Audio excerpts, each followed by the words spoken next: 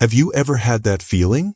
That quiet, nagging stress in the back of your mind every time you check your portfolio or see a news headline about the economy. That feeling that the game is rigged, and no matter how hard you work, you're just barely keeping up? What if I told you that feeling is about to come to a head on one specific day, September 5th? And what you do in this moment, specifically what you choose not to do, will determine whether that date becomes a devastating trapdoor or the single greatest opportunity for your financial future. I'm not talking about some vague prediction. I'm talking about a very real shift that could permanently lock most people out of the next big wealth transfer. But for a small group of people who are prepared, the ones who see what's coming, it will be the chance of a lifetime. In this video, I'm going to show you the one critical mistake that will slam the door shut on September 5th. It's a mistake almost everyone is about to make because they're scared and reacting to the headlines. But more importantly, I'm going to give you the 3 simple, actionable steps you need to take right now to not just protect what you have, but to finally get ahead. This isn't about spreading fear. It's about giving you a real warning and a real plan. Let's get into it. So, why September 5th?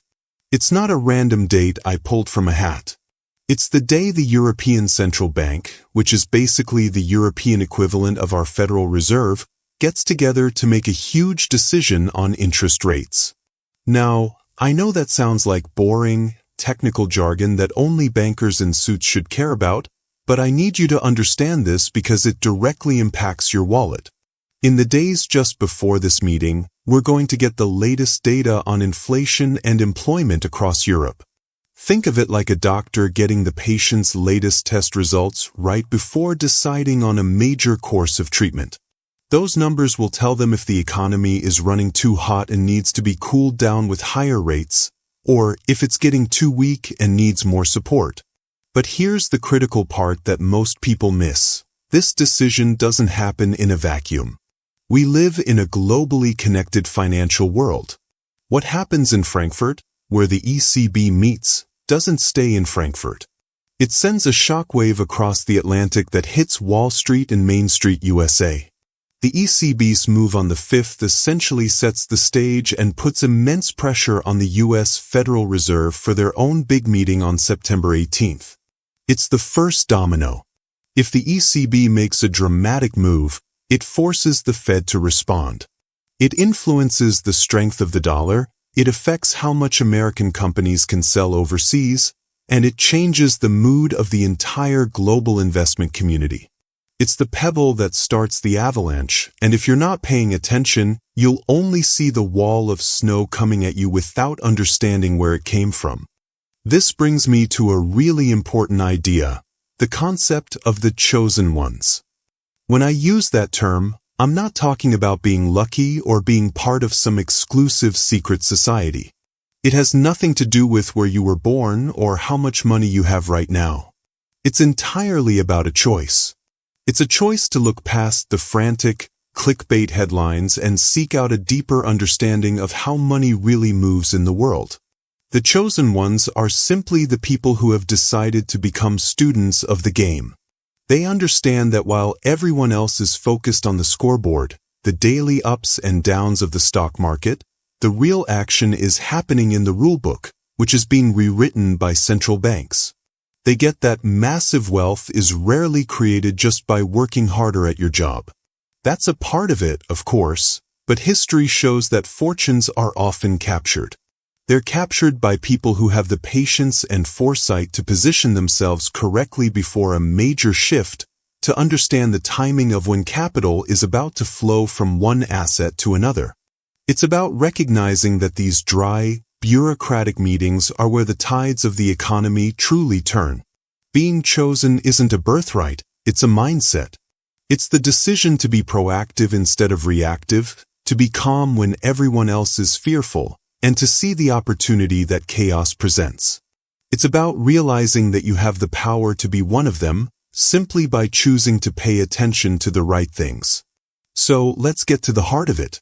What is that one single thing that could completely derail your financial future after this date passes? It's not some complex investment strategy you don't understand. It's not a specific stock you failed to buy. The biggest threat to your wealth is much simpler and far more insidious because it lives right between our ears. The one thing that will slam the door shut is operating with a short-term mindset. It's that feeling of urgency and panic that washes over you when you see red numbers on your screen, that knee-jerk reaction to do something, anything, just to feel like you're back in control. It's the decision to let the frantic news cycle and the fear of the moment override the calm, long-term plan you know you should be following. This short-term panic is the kryptonite for building real, lasting wealth. And on a day like September 5th, it's what will separate those who thrive from those who get left behind. This mistake of short-term thinking almost always shows up in one of three ways, and I'm willing to bet you've felt the pull of at least one of them before. The first and most obvious is selling in a panic. When the headlines from Europe start flashing and the market gets jittery, the instinct to run for the exits and convert everything to cash can feel overwhelming. It feels like safety. But what you're actually doing in that moment is turning a temporary paper loss into a permanent, real one. You're crystallizing the loss and locking yourself out of the eventual recovery. The market has a long and undeniable history of bouncing back, but it only does so for the people who are still in the game. By selling into the fear, you're not protecting yourself. You're guaranteeing you miss the comeback, and that is a door that rarely opens a second time for the same price. The second fatal error is the complete opposite, but it comes from the same place of fear and impatience. It's chasing the hype. While everyone else is panicking and selling, you'll see these crazy stories about one meme stock or a certain cryptocurrency that's shooting straight up while everything else is down. It looks like a lifeboat. The fear of missing out on that one bright green spot in a sea of red becomes unbearable. But please, understand this. That's not a lifeboat, it's a trap. The smart money uses moments of volatility and distraction to unload their risky bets onto retail investors who are desperate for a quick win. You're not beating the system, you're falling for its oldest trick.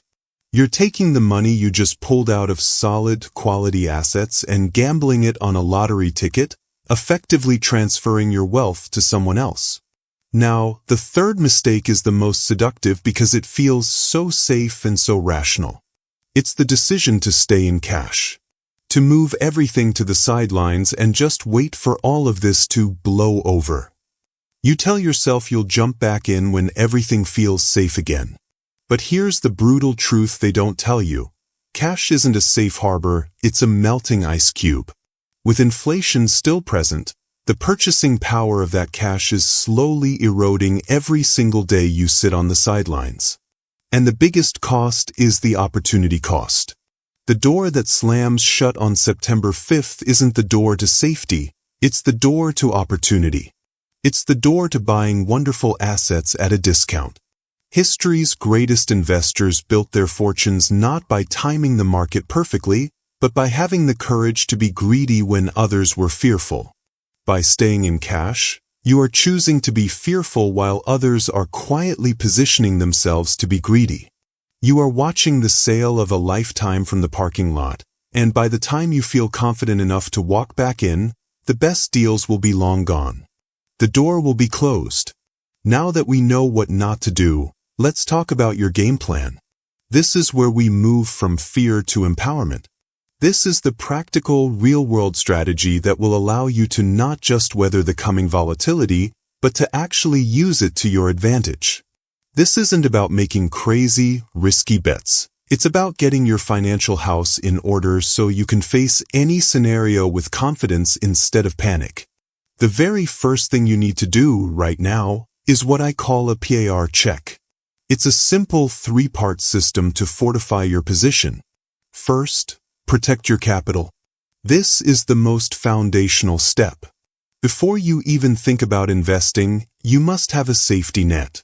That means ensuring you have a solid emergency fund, enough to cover 6 to 12 months of essential expenses, and it must be parked in a high-yield savings account. This isn't money to grow. This is money to protect you from yourself. It's your psychological armor. When you know your living expenses are covered for a long time, the daily gyrations of the market become background noise.